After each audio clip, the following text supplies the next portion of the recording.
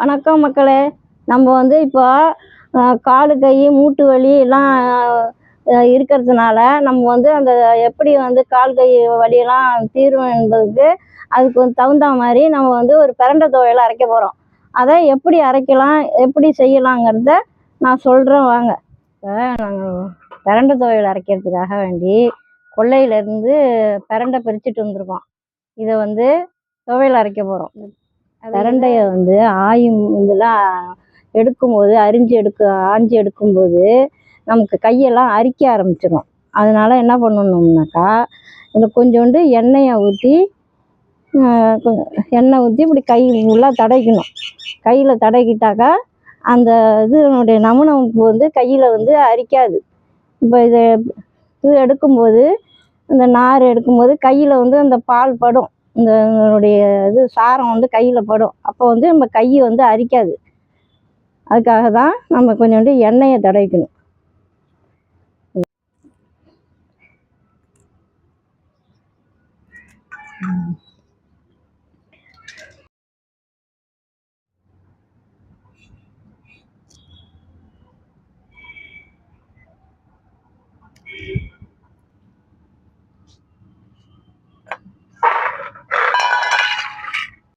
கொஞ்சம் உப்பை போட்டு நல்லா பிசைறனா அந்த கரகரப்பு இருக்குல்ல, அதெல்லாம் போயிடும். உங்களுக்கு நல்லா பிசைஞ்சி இதை வந்து நல்லா அழுத்தி பிசைஞ்சா அது உள்ள இந்த காரத்தன்மையெல்லாம் போயிடும். கொஞ்சம் புளி போட்டுக்குங்க. இது போட்டுக்கிட்டு இந்த இதை வந்து இதில் கரைச்சி விட்டுக்கிட்டு அந்த உப்பு புளி எல்லாத்தையும் போட்டு இது பெசரி இப்படியே நல்லா பெசருன்னா அதோட இந்த காரத்தன்மை அந்த கரகரப்பு எல்லாம் போயிடும். இது பிரண்டை துவையல் அரைக்கிறதுக்கு அதுக்கான மிளகாய் இதுக்குள்ள பொருள்லாம் போட்டு வதக்கணும். இப்போ அடுப்பை பற்ற வச்சாச்சு. இப்போ எண்ணெய் சட்டியை போட்டுட்டு அதில் ஒரு 5-6 மிளகா அதை போட்டுக்கிட்டு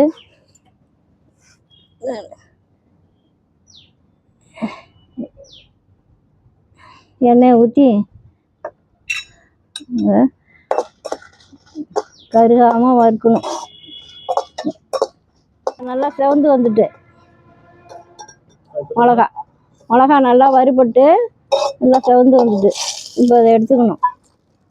அதுக்கு இப்போ தேவையான பொருள் என்னென்னாக்கா ஒரு 4 பூண்டு போட்டுக்கணும். பூண்டு போட்டு நல்லா கொஞ்சம் நல்லா வதக்கிக்கணும். ஊற்றிட்டு இந்த புளி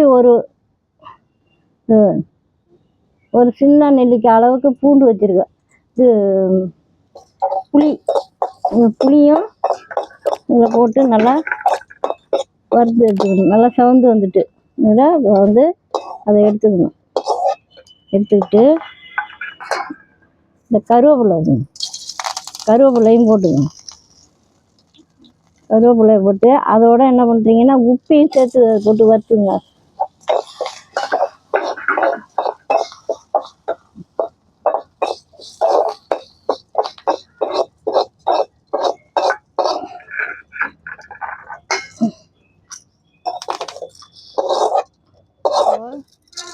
உளுத்தம்பருப்பு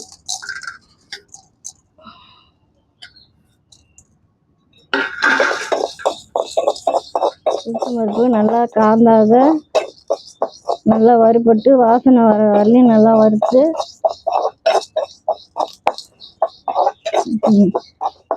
நல்லா சவுக்க வரப்பட்டு போயிட்டு இப்போ எடுத்துக்கணும்.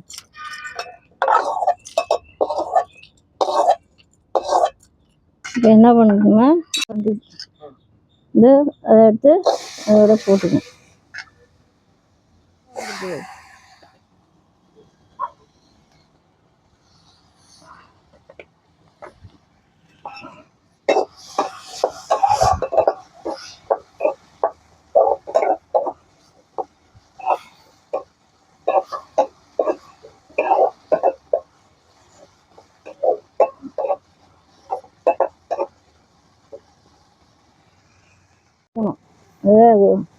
விடாமல் வறுக்கணும். அப்போ தான் காந்தாமல் கொள்ளாமல் வச்சுருக்கோம். நல்லா வந்து நல்லா நல்லா பரட்டி நல்லா வறுக்கணும்.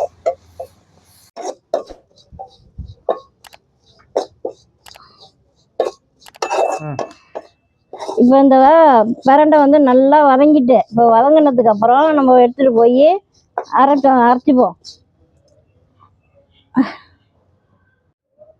இப்போ இதை வறுத்ததெல்லாம் இப்போ வந்து அம்மியில் வச்சு இப்போ அரைச்சிக்குவோம். இப்போ பாருங்க, இதெல்லாம் வச்சு முதல்ல இதெல்லாம் அரைச்சிக்குங்க. மறுபடியும்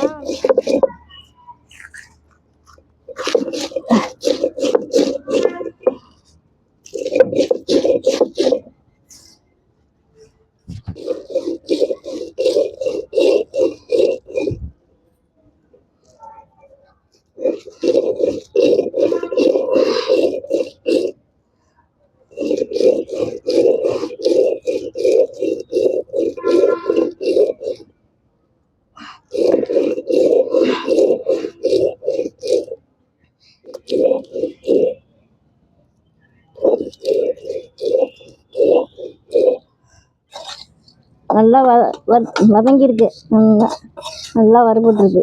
அதை நல்லா அரைச்சதுக்கப்புறம் இதில் வச்சு இதையும் அரைச்சிக்கணும்.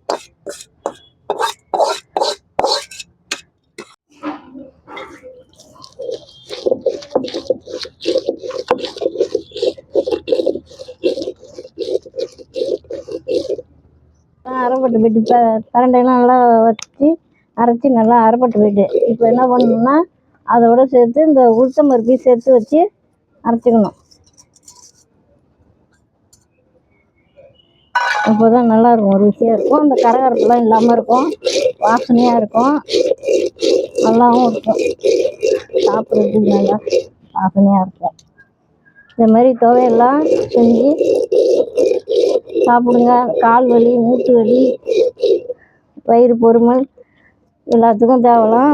இது வந்து எங்கே கண்டாலும் இதை வந்து விடாதீங்க. எடுத்துகிட்டு வந்து வீட்டில் இதை சேஃப்டியாகவும் வச்சுக்கலாம். எப்படின்னாக்கா அதை எல்லாத்தையும் ஆஞ்சி வந்து அதை காய வச்சுக்கிட்டோம்னாக்கா எண்ணெயில் போட்டு வறுத்து இந்த மாதிரி துவையல் அரைச்சி சாப்பிட்லாம்.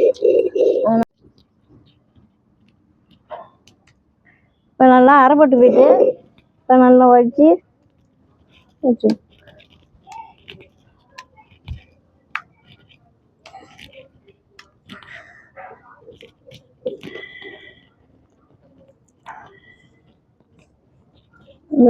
நல்லா அரைச்சதை நல்லா வச்சு ஒரு இடத்துல வச்சுட்டு பத்திரமா என்ன பண்ணலாம், ஃப்ரிட்ஜில் 2 நாளைக்கு வெளியிலையும் வச்சுக்கலாம். 2-3 நாளைக்கு வச்சு சாப்பிட்ணும்னாக்கா ஃப்ரிட்ஜிலையும் வச்சுக்கலாம். 1 வாரத்துக்கு வீணாக போகாமல் அப்படியே இருக்கும் அப்படின்னு வச்சுக்கலாம்.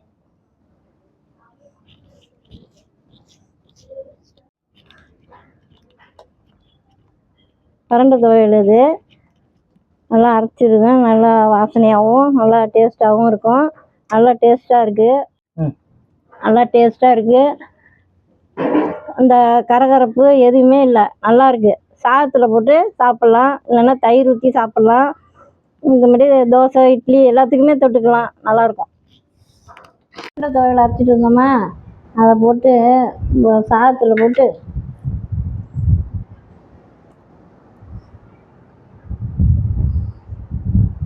நல்லெண்ணெய் ஊற்றி